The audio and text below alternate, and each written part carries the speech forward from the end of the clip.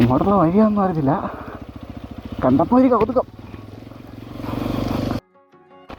കുട്ടിക്കാനത്തോട്ട് കയറി വരുമ്പോഴേ ഇത് ഇവിടുന്ന് ലെഫ്റ്റ് സൈഡിലോട്ടൊരു കാട്ടുവഴിയുണ്ട്. ഇതിലേ നേരെ പോയി കഴിഞ്ഞാൽ നമുക്ക് അമ്മച്ചിക്കൊട്ടാരം ചെല്ലാൻ പറ്റും. ബൈക്ക് മാത്രമല്ല, നമുക്ക് കാറും കൊണ്ടും പോകാം, കുഴപ്പമൊന്നുമില്ല. അത്യാവശ്യം നല്ല വഴിയാണ്. പിന്നെ അവിടെ ലെൻഡി ചെല്ലുമ്പോഴത്തേക്കും കുറച്ച് മണ്ണിങ്ങനെ കൂട്ടിയിട്ടുണ്ട്, അതിപ്പോൾ കുറവാണ്. അതുകൊണ്ട് ഇപ്പോൾ നമുക്ക് കാർ കയറ്റിക്കൊണ്ട് പോകാം. ഇനിയിപ്പോൾ അവരത് ബ്ലോക്ക് ചെയ്യുമോ എന്ന് എനിക്കറിയത്തില്ല, കാരണം അവർ ഗേറ്റൊക്കെ പൂട്ടിയായിപ്പോൾ വെച്ചേക്കുന്നത്. ഇത് പിന്നെ ഡയറക്റ്റ് നമുക്ക് അമ്മച്ചിക്കൊട്ടാരത്തിൻ്റെ മുറ്റത്തിലോട്ട് ചെല്ലാൻ പറ്റും.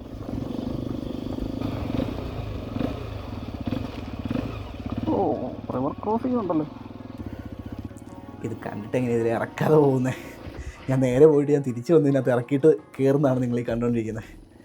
ഇവിടെ പിന്നെ വേറൊരു കാര്യമുണ്ട്, ഇവിടെ വരുമ്പോഴത്തേക്കും നിങ്ങൾ വണ്ടി നിർത്തുന്നുണ്ടെങ്കിൽ സാനിറ്റൈസറോ ഉപ്പോ കയ്യിൽ കരുതുന്നത് നല്ലതായിരിക്കും. കാരണം ഇഷ്ടംപോലെ തോട്ടപ്പുഴുണ്ട്.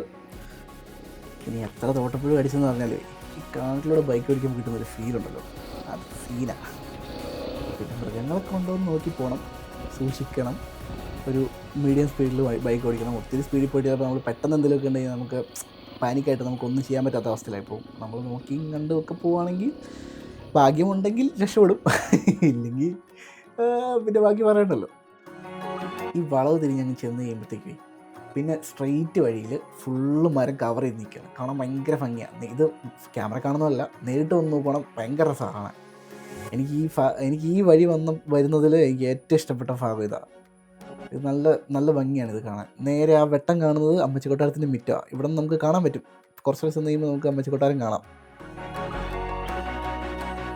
ഇവിടെ കുറച്ച് മണ്ണൊക്കെ കൂട്ടിയിട്ടിട്ടുണ്ട്, വലിയ കുഴപ്പമില്ല, കാറൊക്കെ കയറിപ്പോരും ഇപ്പം. അങ്ങനെ നമ്മൾ അമ്മച്ചിക്കൊട്ടാരത്തിലെത്തി.